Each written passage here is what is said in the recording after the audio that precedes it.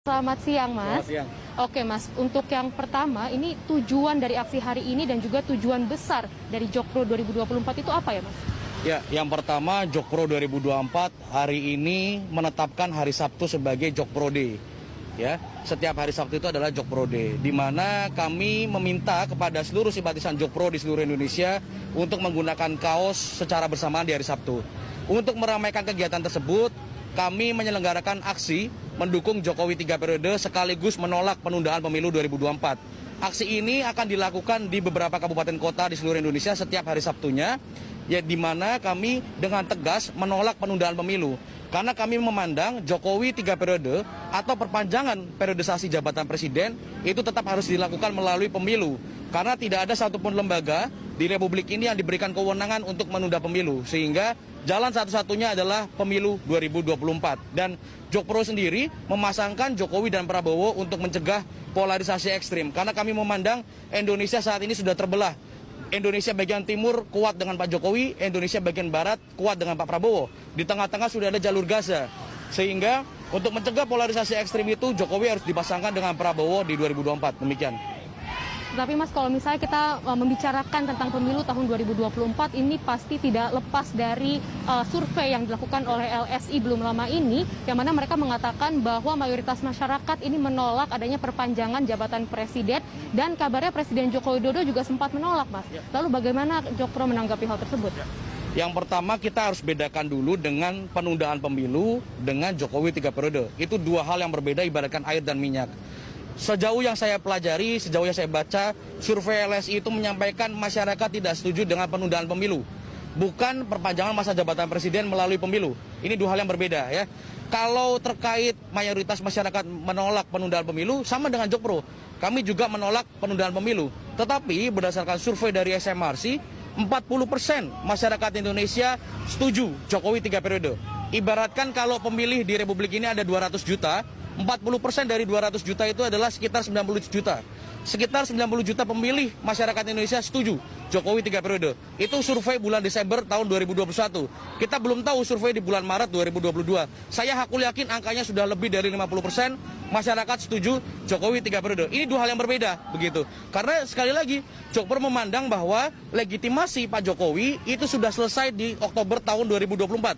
Lewat satu hari saja mandatnya Pak Jokowi sudah selesai. Mandatnya sudah hilang, ibaratkan saldonya sudah nol. Siapa yang berhak mengisi saldo itu? Rakyat yang berhak mengisi saldo itu. Sehingga wajar jika survei LSI menyampaikan bahwa mayoritas masyarakat menolak penundaan pemilu, begitu. Berarti kata kuncinya adalah 3 periode ya, Mas. Akan tetapi kan kalau misalnya kita membicarakan tentang 3 periode untuk jabatan presiden, ini menentang konstitusi ya, Mas. Ya. Lalu apa kira-kiranya yang akan dilakukan oleh Jokpro ke depannya agar tujuan Jokpro ini bisa tercapai? Ya, 3 periode itu tidak menentang konstitusi, ya. Konstitusi memang saat ini masih mengatur 2 periode. Tetapi pasal 37 Undang-Undang Dasar 45 itu mengatur dengan jelas, dengan rinci, bahkan ada hitung-hitungannya. Amandemen itu bisa dilakukan, begitu. Jangankan Undang-Undang Dasar kita itu sudah melakukan amandemen 4 kali. Sehingga untuk melakukan amandemen untuk yang kelima kali itu bukan hal yang sulit, begitu. Jangankan konstitusi di amandemen, ya. Konstitusi kita aja pernah berubah, Mbak. Kita pernah mengalami konstitusi Republik Indonesia Serikat. Kita pernah mengalami konstitusi Undang-Undang Dasar sementara 50. Kembali ke Undang-Undang Dasar 45 sebelum amandemen dan akhirnya setelah amandemen 4 kali. Jadi konstitusi pun pernah berubah. Untuk melakukan amandemen itu bukan hal yang salah, begitu. Dan kalau dikatakan Jokowi 3 periode ini menentang konstitusi, tidak kok. Kami selalu suarakan Jokowi 3 periode berpasangan dengan Prabowo Subianto itu baru bisa terwujud kalau amandemen konstitusi terjadi. Ada kalonya, itu jangan diputus di situ. Kalau konstitusi amandemen dilakukan, baru Jokowi 3 periode bisa terwujud. Jadi tidak ada satupun pasal aturan hukum yang kita langgar. Apalagi konstitusi kita tendang, tidak ada, begitu. Berarti kedepannya Jokpro akan mendukung adanya amandemen ya, Mas? Ya. Jadi dalam waktu dekat, Jokpro akan memenuhi 34 provinsi. Saat ini sudah ada 32 provinsi. Tinggal Bali dan Gorontalo yang belum deklarasi. Once nanti ketika sudah deklarasi di 34 provinsi, kita akan melakukan deklarasi nasional. Harapannya dilakukan akhir bulan ini, akhir bulan Maret.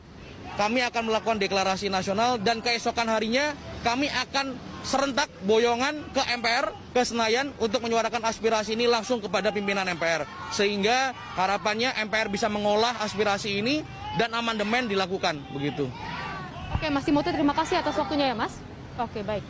Ya, itu dia tadi Julita dan juga pemirsa wawancara kami dengan pihak Jokpro 2024 yang mana memang komunitas Jokpro ini sebenarnya menginginkan Presiden Joko Widodo dapat dipilih kembali pada tahun 2024 dan juga komunitas ini sangat optimistis tujuan tersebut dapat tercapai. Julita. Baik, Cinta, terima kasih untuk laporannya dari sana. Selamat bertugas kembali. Pemirsa, laporan dari Cinta Zanidia dan juru kamera Tommy Pribadi dari Tebet, Jakarta Selatan.